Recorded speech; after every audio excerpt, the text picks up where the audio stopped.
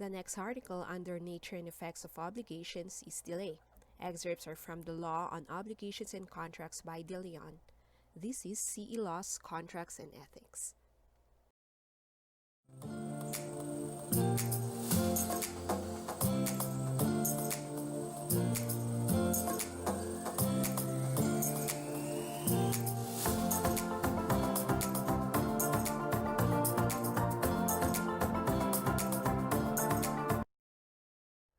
Article 1167 states that if a person obliged to do something fails to do it, the same shall be executed at his cost.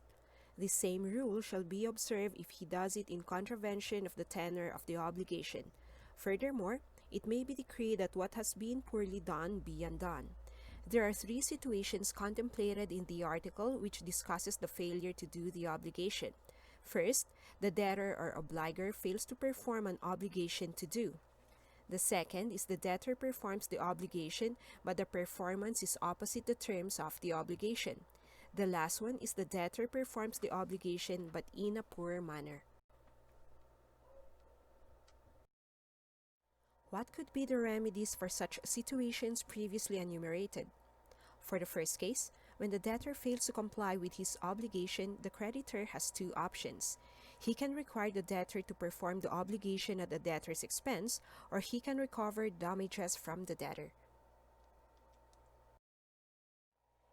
In the case that the obligation is performed poorly or contrary to the terms, the creditor can approach the court in complaint and request for the removal if possible. A personal obligation to do, like a real obligation to deliver a generic thing, can be performed by a third person. While a debtor can be compelled to make the delivery of a specific thing, a specific performance cannot be ordered in a personal obligation to do because this may amount to involuntary servitude, which is prohibited under the Constitution.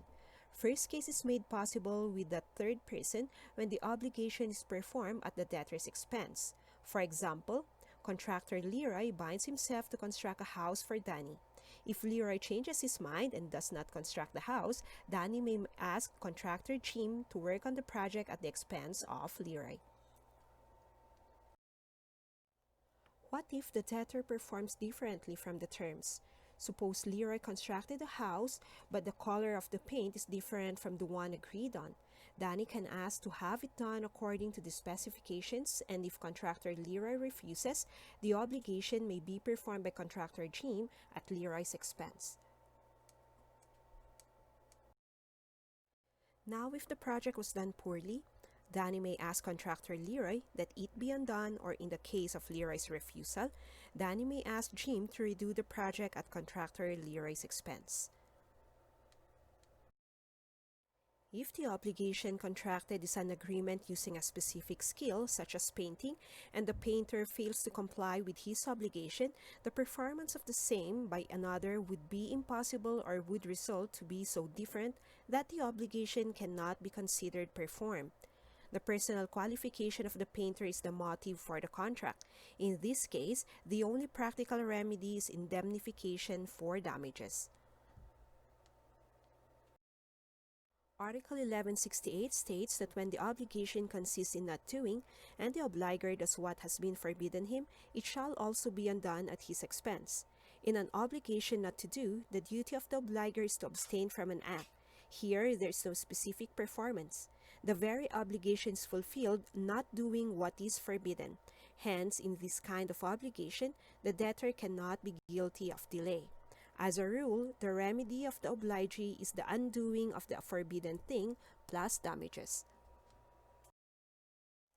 Article 1169 states, those obliged to deliver or to do something incur in delay from the time the obligee judicially or extrajudicially demands from them the fulfillment of their obligation. However, the demand by the creditor shall not be necessary in order that delay may exist. The word delay, as used in the law, is not to be understood according to its meaning in common parlance. A distinction, therefore, should be made between ordinary delay and legal delay in the performance of an obligation. Ordinary delay is merely the failure to perform an obligation on time. Legal delay or default or mora, is the failure to perform an obligation on time, which failure constitutes a breach of obligation. There are three kinds of delay or default. First, mora solvendi, or the delay on the part of the debtor to fulfill his obligation to give or to do. Second, mora accipiendi, or the delay on the part of the creditor to accept the performance of the obligation. And thirdly, compensatio morae, or the delay of the obligors in reciprocal obligations, that is, the delay of the obligor cancels the delay of the obligee and vice versa. In an obligation not to do, non-fulfillment may take place, but delay is impossible, for the debtor fulfills by not doing what has been forbidden him. What are the effects of delay? Let's check on mora solvendi. First, the debtor is guilty of breach or violation of the obligation. Second, he is liable to the creditor for interest in case of obligations to pay money or damages in other obligations.